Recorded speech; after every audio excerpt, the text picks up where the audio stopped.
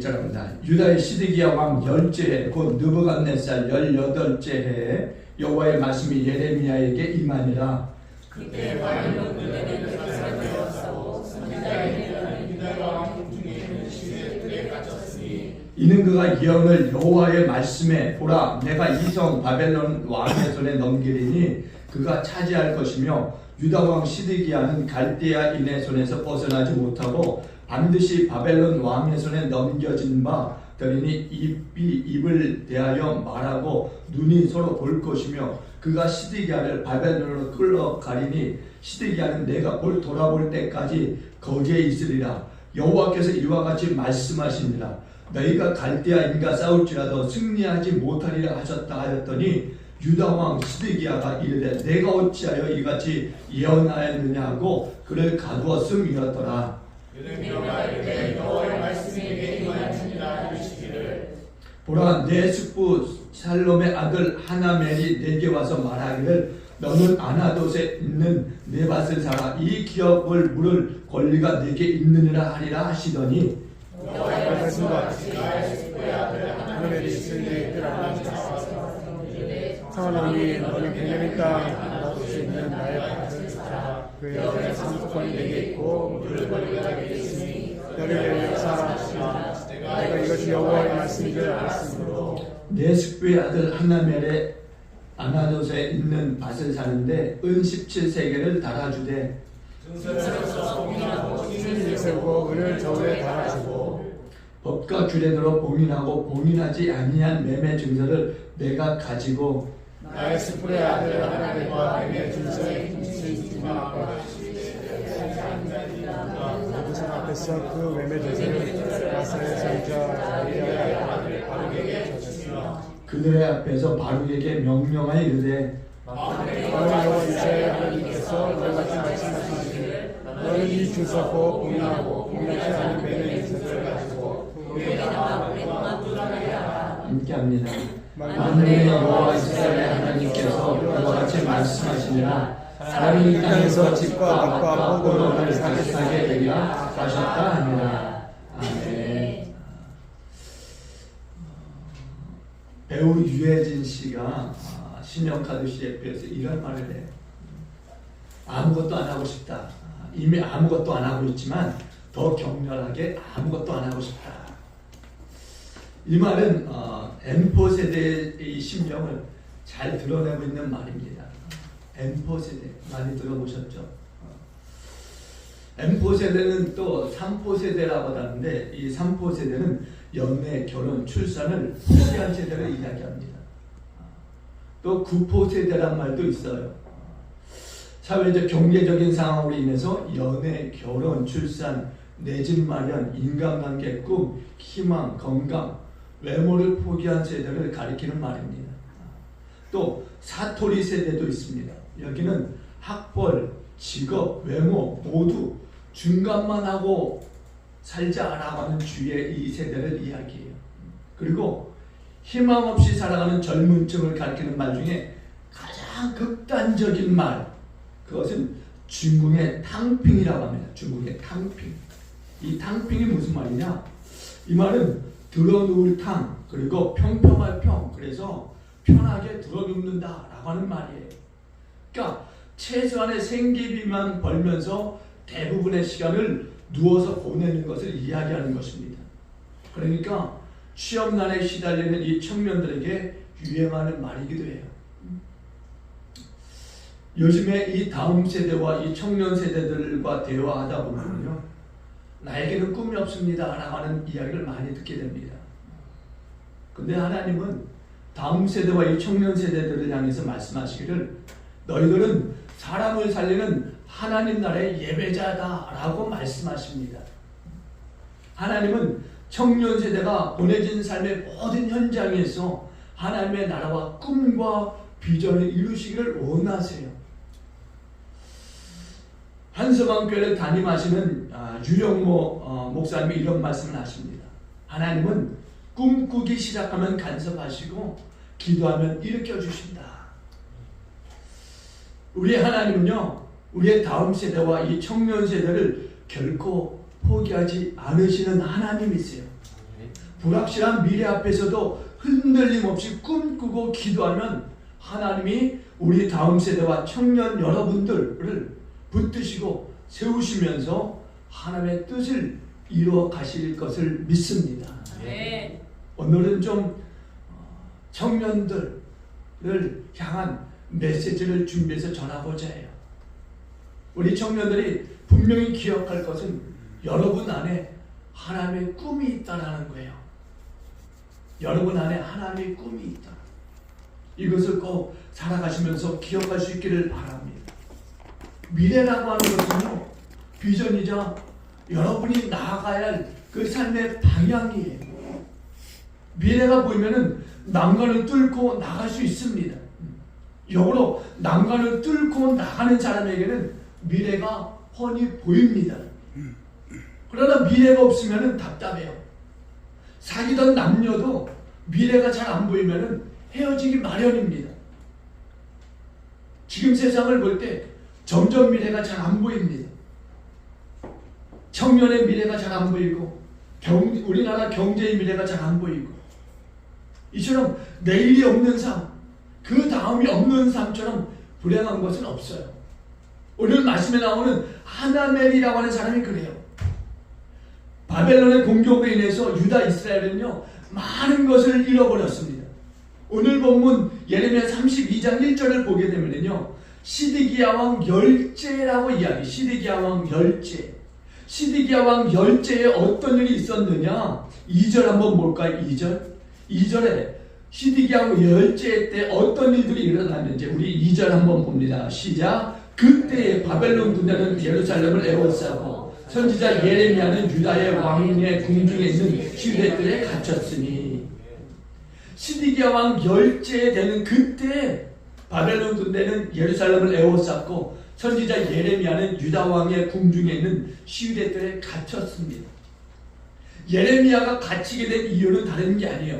3절로 5절까지 한번 봅니다. 3절로 5절 말씀이 길지만 함께 한번 또박또박 보십니다. 시작. 이는 그가 예언하기를 여호와의 말씀에 보라 내가 이 성을 바벨론 왕의 손에 넘기리니 그가 차지할 것이며 유다 왕 시드기야는 갈대인의 손에서 벗어나지 못하고 반드시 바벨론 왕의 손에 넘겨진 바 되리니 입이 입을 대하여 말하고 눈이 서로 볼 것이며 그가 시드기야를 바벨론으로 끌어가리니 시드기야는 내가 돌아볼 때까지 거기에 있으리라.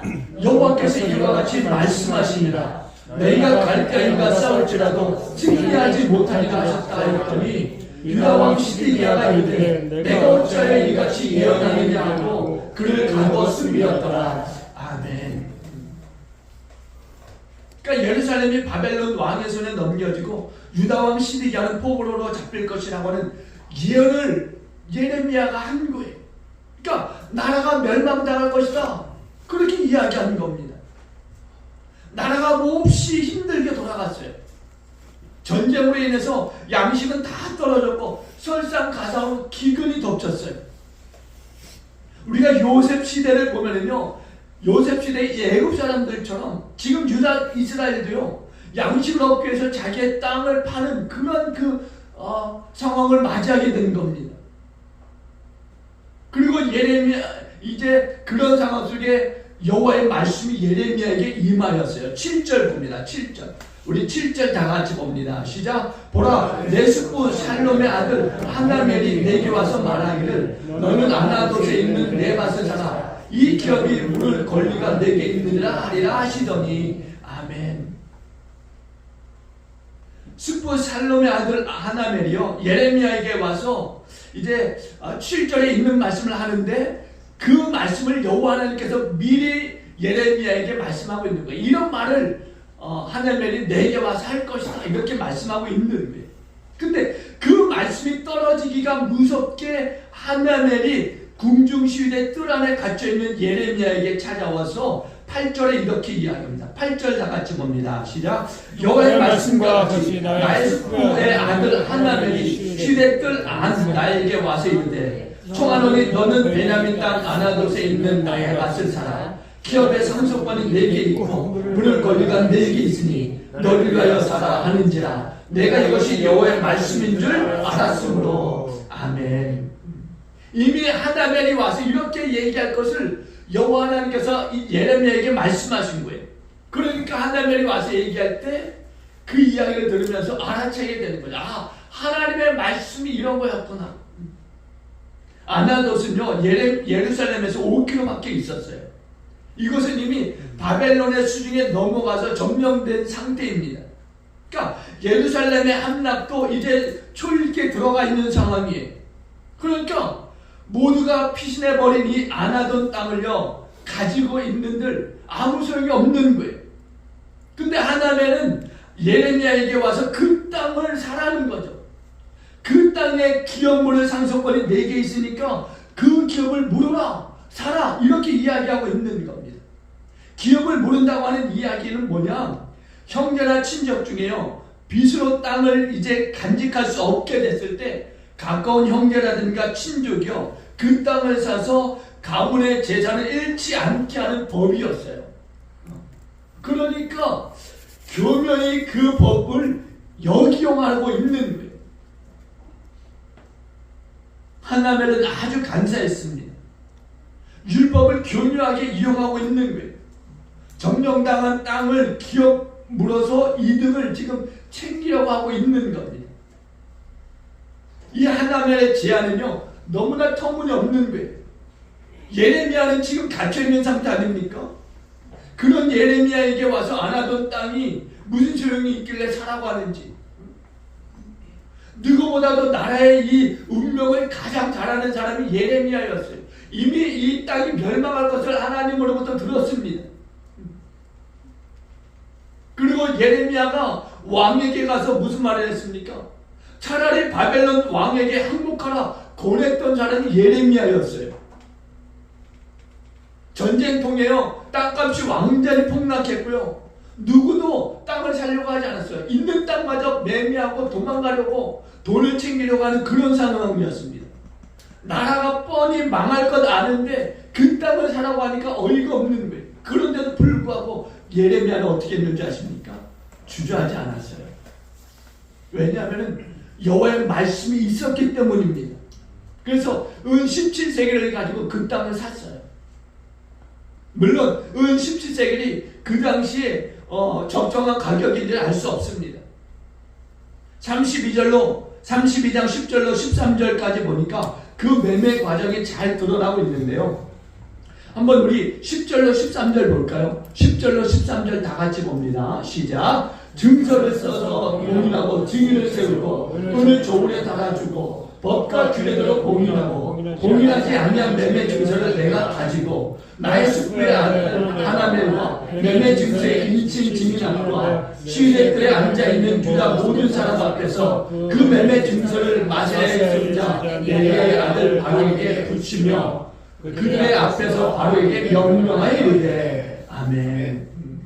증서를 써서 봉인하고 증인을 세우고 은을 저울에 달아주고 법과 규례대로 봉인하고 봉인하지 아니한 매매 증서를 가지고 증인앞과 치유대들에 앉아있는 유다 모든 사람 앞에서 그 매매 증서를 바룩에게 붙여서 톡이 그러니까 항아리에 담아주게 했다라고 하는 이야기예요.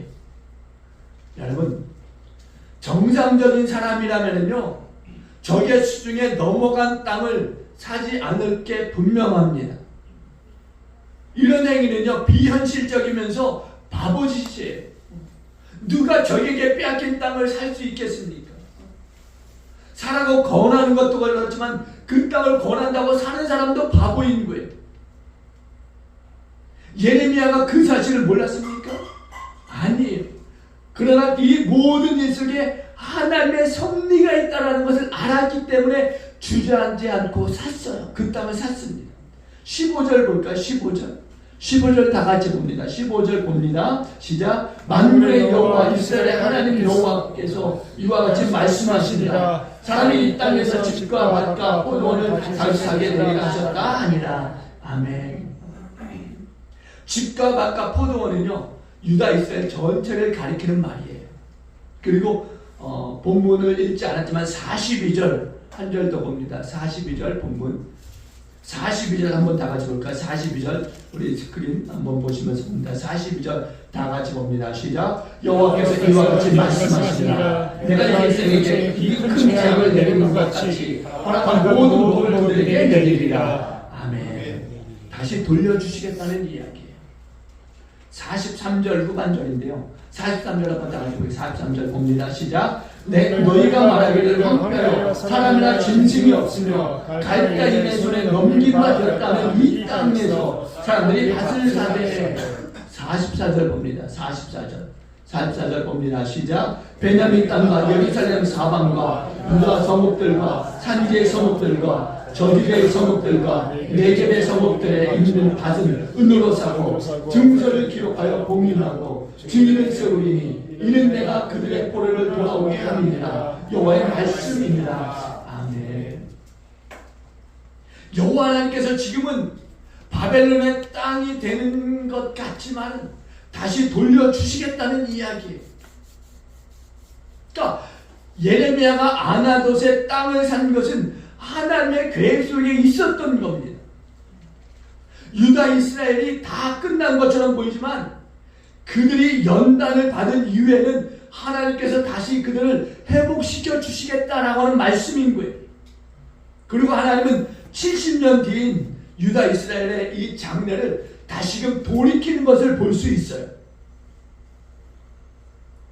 32장에는요 두 단어가 등장합니다. 하나는 두루마리라고 하는 그 단어와 토기 항아리라고 하는 단어가 등장해요. 예레미야에서 보면은요 두루마리와 항아리는요 굉장히 의미심장한 이 뜻을 담고 있습니다. 예레미야 19장 10절에 보면은요 항아리가 깨집니다. 그리고 예레미야 51장 63절에 보면 두루마리에 돌을 메어서 유프라데스 강 속에 던져라 이렇게 말씀하세요. 이 깨진 항아리와 던져진 이 두루마리가 어떤 이야기냐? 다가올 유다 이스라엘의 멸망을 이야기하고 있는 거예요. 근데 여기서 매매 증석, 그러니까 두루마리를 항아리 속에 보관하라 이렇게 말씀하지 않습니까? 당시에 이 귀중한 물건은요 다른 데 보관할 수 없어서 항아리 속에 보관했어요.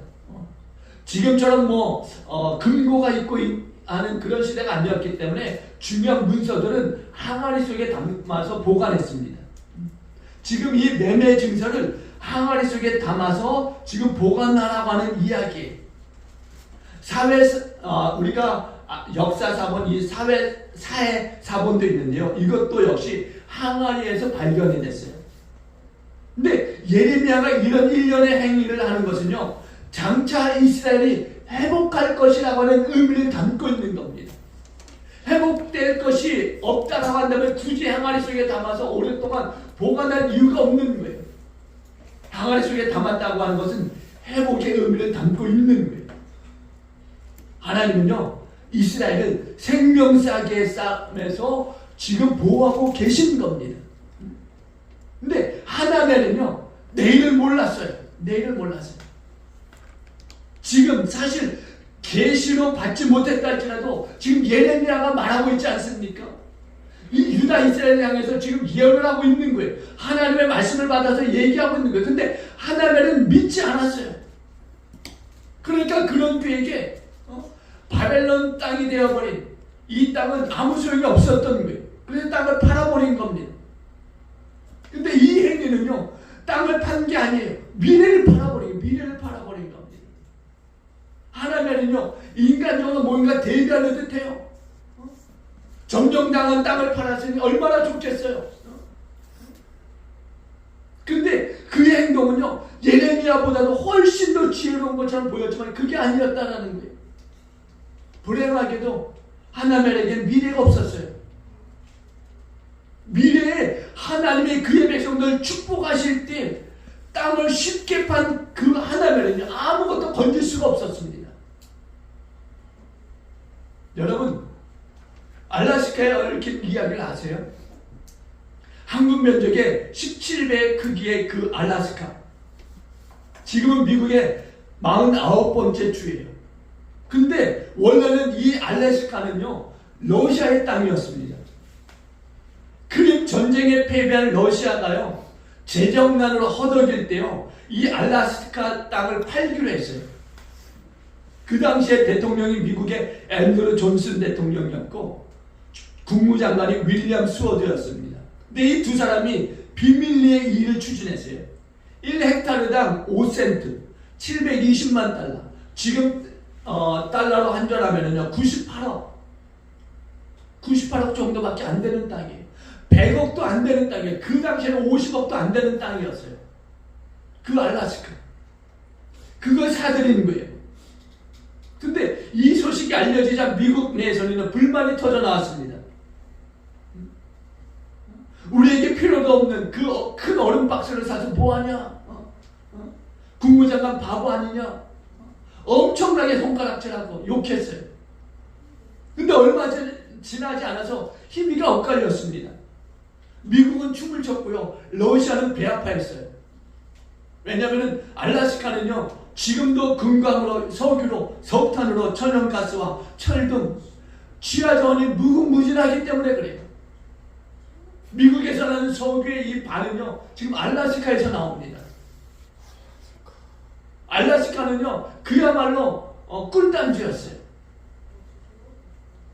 지금 알라스카를 가치로 따지면 수조 원 달러인 거예요. 그러니까 알라스카는 매입한 미국은요. 역사상 최고의 거래를 했던 것이고 알라스카를 판매한 러시아는요. 역사상 최고의 멍청한 짓을 했던 거예요. 러시아는 미래를 팔아버린 거예요. 지금도 알라스카는요. 전략적으로도 굉장히 중요한 위치입니다. 러시아와 알라스카가 거의 마주보고 있어요. 미국의 핵자산이 알라스카에 많이 있습니다. 러시아를 향해서. 바로 코앞에 있는 거예요. 코앞에. 물론 우리는 미래를 내다볼 수는 없어요. 현 시대를 파악하는 것조차 쉽지 않은데 미래를 내다본다? 이건 더더욱 어려운 일입니다. 예레미야 또한 모든 것이 다 이해가 되지 않았어요. 그냥 선지자니까 순종했어요. 현실적으로 인간적으로 보면은요, 아나돈 땅, 바벨론에 점령된 그 땅을 산다는 게 이게 어떻게 이해가 될 수 있어요? 여러분들에게 그런 땅을 한번 사라고 하면 누가 사겠습니까? 지금 여러분 북한에 있는 땅을 돈 주고 사라 그러면 누가 사겠어요? 아무도 살 사람 없을 거예요. 예레미야가 너무나 불안했어요. 하나님의 말씀이 이런데 사실 인간적으로 보면 불안한 거죠. 그래서 기도합니다. 17절이에요. 17절 보여주세요. 17절 보면 우리 17절 한번 봅니다. 17절 한번 다 같이 봅니다. 17절 시작. 슬프도소이다 주 여호와여 주께서 큰 능력과 표심팔로 천지를 지으셨사오니 주에게는 할 수 없는 일이 없으시니이다. 아멘. 이게 예레미야의 기도라는 거예요. 내가 볼 때는 인간적으로 현실적으로 불안하지만 그런데 하나님이 하시는 일에는 불가능이 없다라고 하는 이야기인 거예요. 하나님이 하시면 할 수 없는 일이 없다라는 이야기예요. 사실 예레미야는 말씀에 순종하지만 전쟁 와중에 땅을 산다는 것, 여러분 누가 전쟁 중에 땅을 사겠어요? 아무리 싸게 나온 땅이라도 누가 사겠습니까? 아닌 것 같아요. 그래서 기도했어요. 그러나 고백하는 거죠. 주에게는 할 수 없는 일이 없으시니이다. 그러면서 27절에는 이렇게 고백합니다. 27절 한번 우리 27절 다 같이 보십니다. 시작. 나는 여호와여 모든 육체의 하나님이라 내게 할 수 없는 일이 있겠느냐. 예레미야가 17절에 슬프도소이다 주 여호와여 주께서는 큰 권능 능력과 표심팔로 천지를 지으셨사오니 주에게는 할 수 없는 일이 없으십니다 라고 기도하자 하나님께서 예레미야의 이 기도에 이렇게 응답하세요. 27절 나는 여호와의 모든 육체의 하나님이라 내게 할 수 없는 일이 있겠느냐. 두려워하지 말라는 거예요. 결코 손해가 아니고 예레미야의 행동이 바보가 아니다라는 것을 말씀하고 계시는 거예요. 근데 우리는요, 눈에 보이는 것만 희망으로 삼는다. 눈에 보이는 것만. 우리 청년들이 그렇게 살지 않았으면 좋겠어요. 보이지 않으면 믿지 않는 시대가 되어졌어요. 눈에 보여줘야 가져와야 믿는 그런 세대가 되지 않았으면 좋겠어요. 바울은 로마서 8장에서 이렇게 말씀합니다. 우리가 소망으로 구원을 얻었음에 보이는 소망이 아니니 보는 것을 누가 바라리요. 만일 우리가 보지 못하는 것을 바라면 참으로 기다릴지니라. 여러분, 소망이라고 하는 것이 뭐냐? 눈에 보이지 않는다는 거예요. 보이지 않는 소망을 볼 수 있는 것이 뭔지 아세요? 믿음이라는 거예요. 믿음. 불신의 안개가 걷히게 되면요, 앞을 볼 수 있어요. 플로렌스 체드윅이라고 하는 수영 선수가 있습니다. 여자예요. 근데 영국 해협을요, 최초로 건너간 사람이에요. 1952년에요. 독립기념일에, 미국의 독립기념일에 카타리나 섬에서 캘리포니아 해안까지 35km를 수영으로 가겠다라고 선언합니다. 16시간 동안 먹지도 자지도 쉬지도 않아야 갈 수 있는 거리예요. 그리고 그 이름요, TV로 전국에 생중계되었습니다. 그리고 바다에는요, 그 바다에는 상어떼가 울글거리는데 상어떼를 쫓아내는 장치까지 준비하면서 모든 그 상황들을 대비했어요. 배에서는요, 그녀를 격려하는 동료들도 있었고요. 이제 그녀가 출발해서 34km 200m를 왔어요. 이제 나머지 800m만 남은 겁니다. 800m만 가면은 이제 35km를 완전히 이제 수영으로 가는 거예요. 건너가는 겁니다. 수영으로. 근데 800m를 남겨두고 그녀가 갑자기 포기했어요. 그리고 배에 올랐습니다. 기자들이 물어요. 왜 포기했습니까? 이제 800m 남았다고 하는 그 말을 못 들으셨습니까? 그자 그녀가 얘기해요. 이제 겨우 800m 남았다고 하는 이야기를 들었습니다. 근데 그녀가 뒤에서 이런 이야기를 해요. 안개 때문에 앞을 볼 수가 없습니다. 안개 때문에 앞을 볼 수가 없습니다. 목표가 보이지 않자 그만둔 거예요. 포기한 겁니다. 목표가 보이지 않으니까 기운이 빠져버리는 거예요. 더 이상 수영할 수가 없었던 거예요. 여러분의 삶에, 우리의 영적인 삶에 목표가 보이지 않으면요, 힘이 들 수밖에 없는 거예요. 포기할 수밖에 없는 거예요. 물론 훗날에 그녀는요, 다시 도전해서 성공했어요. 미래가 보이지 않으면요, 쉽게 절망하고 포기한다라는 거예요. 그냥 오늘만 사는 세대, 그렇게 돼서 안 된다는 거예요. 뭐 영화에서 나오는 한 대사는 오늘만 산다, 그게 멋있는 것 같죠? 아니에요.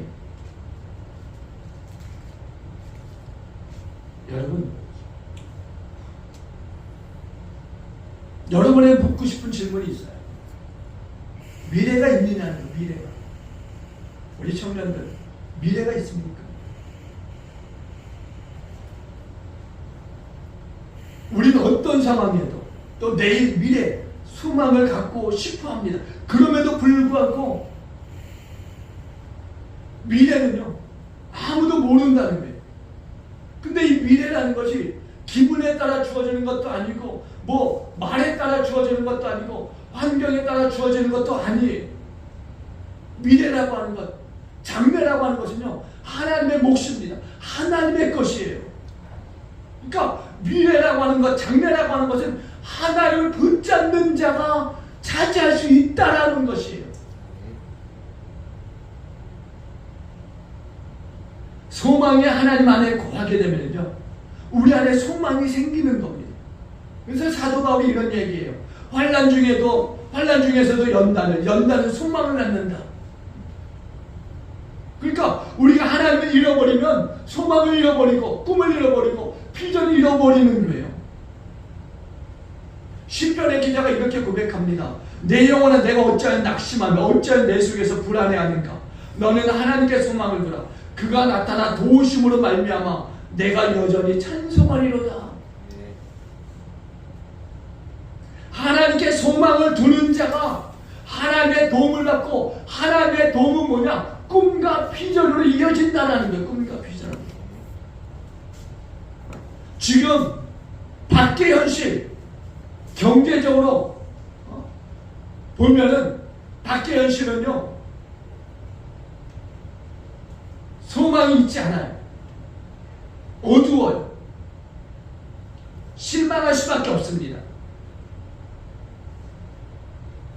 앞이 보이지 않으니까 뭐 소망을 잃어버리고, 앞이 보이지 않으니까 낙심하게 되는 거예요. 그냥 되는 대로, 시간 가는 대로 살아버리죠. 근데 그 생각이 결국에는 멈춰지는 때가 있어요. 그때가 옵니다.